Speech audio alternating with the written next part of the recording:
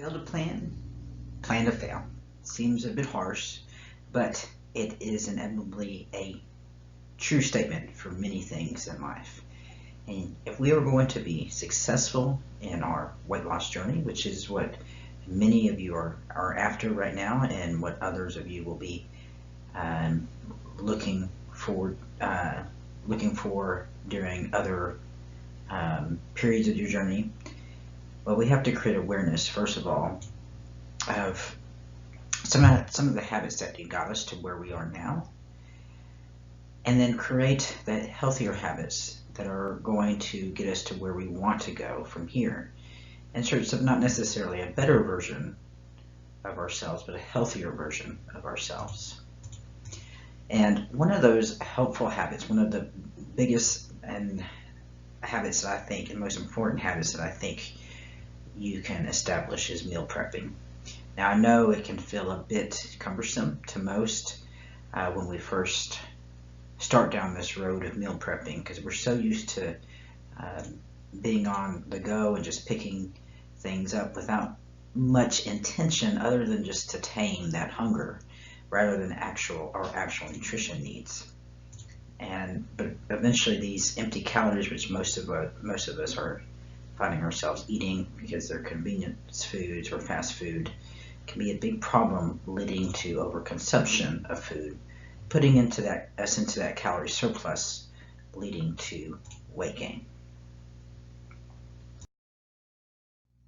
So first and foremost, I think the most important tip, especially if you're someone who doesn't particularly find cooking to be fun, someone like me, is to just simply start small. Now, this could mean a number of things.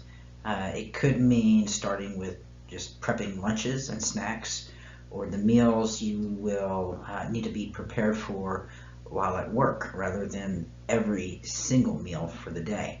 Or it could mean starting with just prepping for 2 to 3 days at a time, rather than for the entire week. Now, this will mean you will need to dedicate a couple of days out of the week to meal prep. But the plus side is that you'll be in the kitchen less time during those days.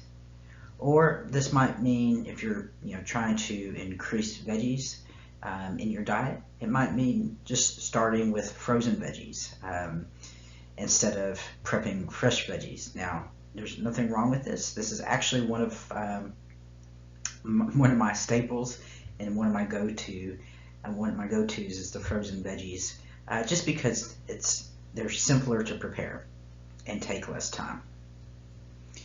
This also might be just starting with recipes that are simpler rather than extravagant ones that may take more time and might be a little overwhelming. Another factor that people maybe will overlook is to consider who you might be living with and what your current housing situation is like. If you're single and or living alone, consider this situation positive when it comes to meal prepping. No fighting over the kitchen, no fighting over what you're going to eat or not going to eat, no trying to find something that the kids are going to like at dinner. But seriously, communication, regardless, is key. If you have a roommate, make a schedule for when each of you will be using the kitchen for your meal preps, and make sure to also communicate with them when those times may need to change, and have them communicate the same to you.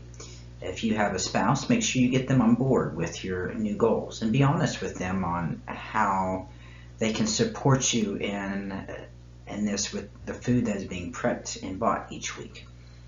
If they are reluctant to perhaps get on board in terms of how they're eating, well, maybe the next step is just simply to move back to the first point that was talked about and kind of treat this as a roommate situation, and have separate meal prep times so that you can stay on track with your individual goals.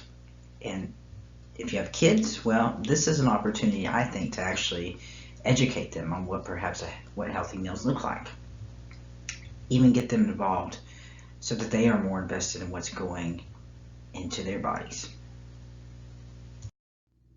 It's also important to have a day or days devoted to meal prep. Put it on the calendar and stick with it, except for extenuating circumstances. Also, try making it an experience you'll enjoy and look forward to by putting on your favorite playlists, putting on an audiobook or a favorite podcast or a show or movie you've been wanting to watch.